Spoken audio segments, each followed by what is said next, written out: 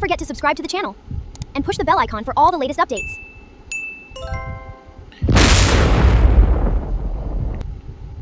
Hi everyone, welcome to my video. आज का topic बहुत इम्पॉर्टेंट है और ये टाटारिया नाम की जो सभ्यता है कैसे इतिहास के पन्नों से हटा दी गई और कैसे इसको छुपा दिया गया पूरी तरह से, इसके बारे में हम बात करेंगे। अंत तक बने रहिएगा, आप जान के हैरान हो जाएंगे कि कितनी उन्नत सभ्यता थी ये और आज भी इसको आपसे छुपाया जाता है।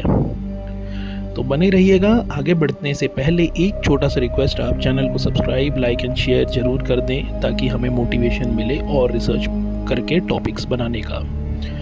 तो दोस्तों, बात कर रहे हैं हम टाटारिया, वो सभ्यता जिसके बारे में नाम सुनते ही लोगों को कुछ समझ नहीं आता कि ये क्या बोल रहे हैं। दोस्तों, टाटारिया एक ऐसी सभ्यता है जिसके बारे में बहुत ही कम लोग जानते हैं और वो लोग ज़्यादा जानते हैं जिनका शौक़ है एंशिएंट हिस्ट्री को जानने का और ह्यूमन सिविलाइजेशन को जानने का। पूरी तरह से वो समझते हैं या इनके ऊपर रिसर्च करते हैं, तो ये टाटारिया सभ्यता उनका एक फेवरेट टॉपिक होता है। दोस्तों, टाटारिया एक ऐसी सभ्यता थी जिसको हम दो हिस्सों में डिस्कस करेंगे। पहले है एक नोन पार्ट एंड दूसरा होगा अननोन पार्ट। दोस्तों, अगर आप टाटारिया के बारे में इंटरनेट पे सर्च करते हैं तो आपको ज़्यादा इन्फॉर्मेशन इसके बारे में नहीं मिल पाएगी। सिर्फ आपको ये बता दिया जाएगा कि ये सभ्यता सिर्फ चाइना, मंगोलिया, रशिया की साइड और थोड़ा बहुत यूरोप की साइड फैली हुई थी, जबकि ये पूरे वर्ल्ड में फैली हुई थी। वो आपको आगे पता लगेगा कि जब हम अननोन पार्ट के बारे में बात करेंगे। तो दोस्तों, ये वो सभ्यता थी जो इतनी ज़्यादा उन्नत थी कि इनके पास हर तरह के डिवाइसेस होते थे, जैसे कि time machine, time travel and वो लोगों को फ्री एनर्जी सोर्सेज बनाने का एक बहुत बड़ा हाथ लगा था इनको, कि मतलब ये लोग कैसे फ्री एनर्जी सोर्सेज बना दिया करते थे एंड एटमॉस्फेयर से जो एनर्जी लेके ईथरिक एनर्जी, ईथर जो होता है सूरज की रोशनी जो होती है सोलर होती है, लेकिन उसका एक पार्ट और होता है सूरज का जो होता है ईथर, कहते हैं उससे आपकी सोल भी बनी होती है। तो वो चीज़ इन्होंने as a energy source use करके अपनी सारी रिक्वायरमेंट पूरी कर ली थी। इलेक्ट्रिसिटी वहाँ पे फ्री ऑफ कॉस्ट थी और वहाँ के स्ट्रक्चर्स इतने ज़्यादा टिकाऊ और मज़बूत थे जिनको आप आज भी जाएं अगर यूरोप, जर्मनी एंड रशिया वगैरह, तो आपको बड़े बड़े जो स्ट्रक्चर्स दिखेंगे वो इन्हीं की देन है। तो दोस्तों, टाटारियन लोग जो थे वो इतने ज़्यादा एडवांस थे कि उन्होंने ये खोज कर रखी थी कि रेडियम जो होता है एक लिक्विड जो अंधेरे में चमकता है, उसको ये ड्रिंक करते थे और उससे इनके अंदर एक ऐसी एनर्जी रहती थी जो इनको कभी भी बीमार नहीं पड़ने देती थी। और वो लोग रेड मरकरी का भी यूज़ करना जानते थे अच्छे से, जिससे उनको एनर्जी बनाने में बहुत हेल्प मिलती थी। और ये लोग इतने ज़्यादा एडवांस थे कि उस ज़माने में इन्होंने bullet trains, time machines and इन्होंने ड्रोन्स, वो भी बहुत, आज के ड्रोन्स तो उसके आगे कुछ भी नहीं है जो ये लोग बना देते थे। एंड इवन जो कुछ ऐसे मोबाइल्स जैसे डिवाइसेस इन लोगों ने बना रखे थे, गैजेट्स, जिनमें कोई भी एनर्जी की यूज़ नहीं होती थी, फिर भी वो चलते थे सिर्फ एथरिक एनर्जी से।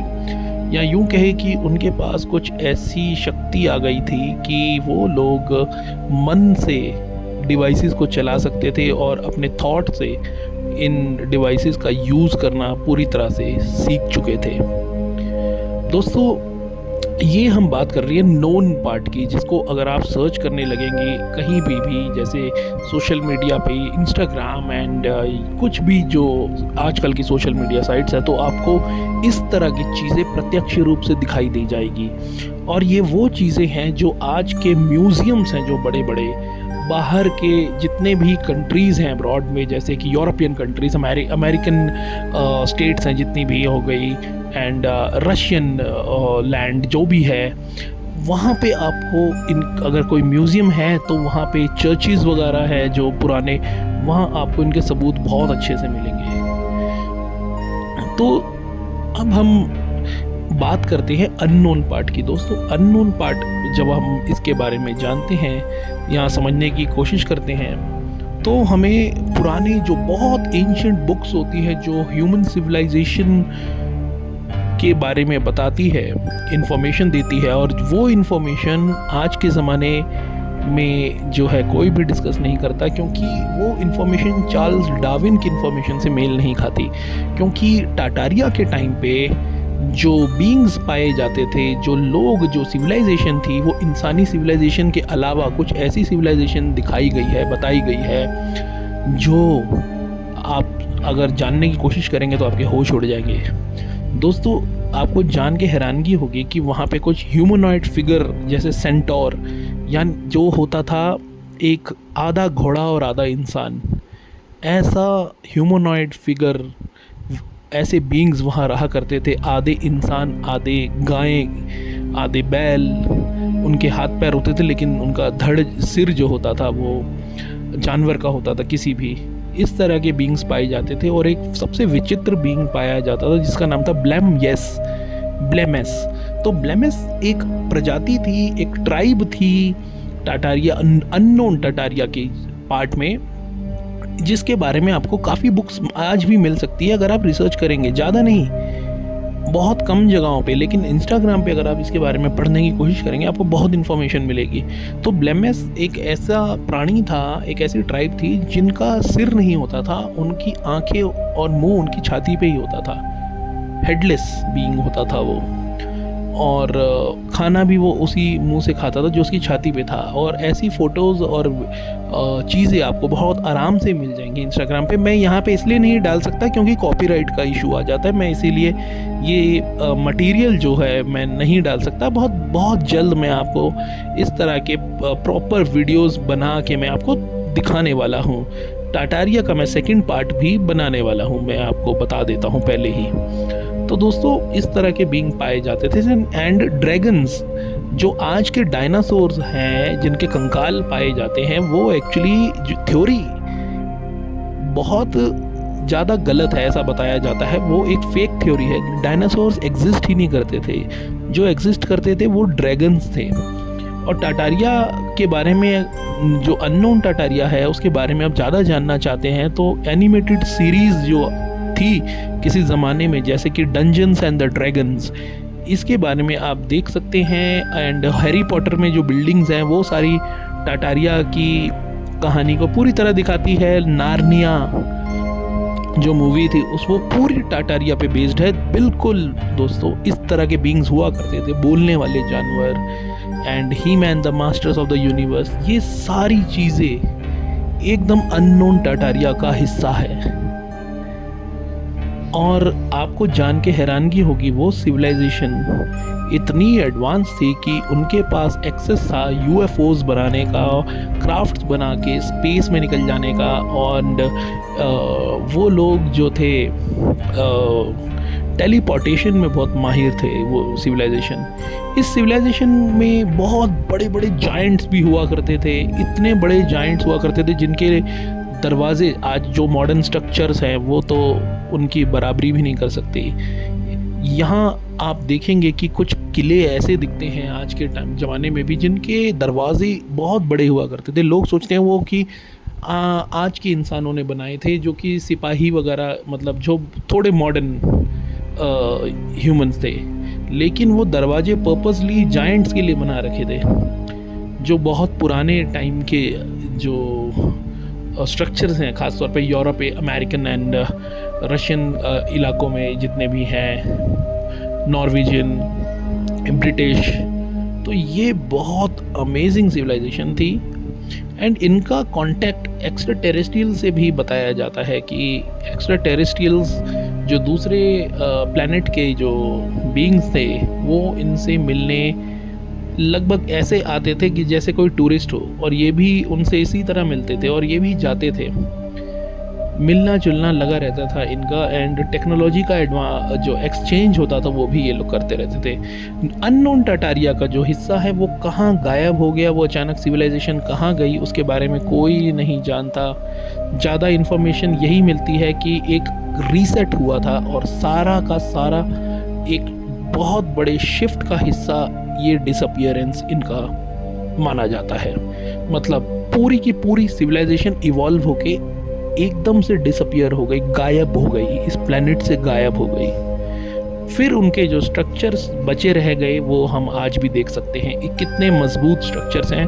और आज के स्ट्रक्चर तो 100-150 साल भी नहीं झेल पाते, लेकिन टाटारिया के जो स्ट्रक्चर्स हैं वो बहुत पुराने हैं, हज़ारों साल पुराने हैं। तो ये बहुत ही विचित्र एक सभ्यता थी जो अननोन टाटारिया का हिस्सा था, वो कैसे गायब हो गया। कई लोगों का कहना है कि जो नोन टाटारिया है उस ज़माने में जो सिविलाइजेशन रह रही थी उधर एक बहुत बड़ा मड फ्लड आया था, एक ऐसी आपदा हुई थी कि प्राकृतिक आपदा कि बहुत बड़े कीचड़ के ढेर के नीचे ये स्ट्रक्चर्स दब गए थे और वो पूरी सिविलाइजेशन नष्ट हो गई थी। आज भी हम लोग देख सकते हैं बहुत बड़े बड़े रेगिस्तानों में या मरुस्थल जो होते हैं, डेडलैंड जो होते हैं, जैसे ग्रैंड कैनियन अमेरिका में है, वहाँ पे कुछ पहाड़ कुछ पत्थर इतने बड़े होते हैं वो इंसान की तरह दिख रहे होते हैं। कहते हैं पूरा ग्रैंड कैनियन जो है पिघला दिया गया था किसी सिविलाइजेशन के द्वारा। ऐसा भी आजकल एक थ्योरी बताई जाती है और ऐसा बहुत हद तक सच भी हो सकता है दोस्तों, क्योंकि जो इन्फॉर्मेशन आपको बताई जाती है वो एक ऐसी ब्लैंक इन्फॉर्मेशन होती है या आधी अधूरी होती है कि आप सच तक पहुंच ना पाए। अगर आपको सत्य पता चल जाएगा तो आप एक इंटरडायमेंशनल बीइंग बनने में 1 मिनट नहीं लगाएंगे। यही जो अननोन टाटारिया की जो सिविलाइजेशन थी उन्होंने किया, और काफ़ी हद तक टाइम मशीन्स और बाकी चीज़ों का इस्तेमाल करके जो नोन टाटारिया वाले सिविलाइजेशन थी उन्होंने भी इस प्लैनेट को छोड़ दिया या इस टाइमलाइन को छोड़ दिया या इस टाइमलाइन से निकल के कहीं और पैरेलल यूनिवर्स में चले गए, इसका भी अनुमान लगाया जाता है। अगर आप इनके बारे में ये सोचेंगे तो ये पता लगेगा आपको कि किस तरह से कोई इंसान या कोई सभ्यता अगर एक ही रास्ते पे, एक ही मार्ग पे अगर चले जाए तो वो पूरी तरह से आगे बढ़ जाती है, एक अलग फॉर्म में आ जाती है। उनका फिज़िकल लेवल जो फॉर्म होता है वो चेंज भी हो जाता है। ऐसा ही हुआ होगा क्योंकि ये जो सिविलाइजेशन के जो शिफ्ट हैं, सभ्यताएं जो हैं आती हैं और जाती हैं, बस हमें अपने आप को फोकस रखते हुए उस डिवाइन एनर्जी के साथ अपने आप को, अपने तालमेल को बना के रखना पड़ता है। तो आई होप आपको ये बात पूरी तरह समझ में आई होगी और आप ये जान पा रहे होंगे कि किस हद तक उन्नत थी ये सभ्यता, जो कि एक्स्ट्रा टेरेस्ट्रियल्स से लेके, टाइम मशीन से लेके, वर्म होल से लेके, बड़े बड़े स्ट्रक्चर से लेके क्या क्या बना चुकी थी। Thank you, have a nice day.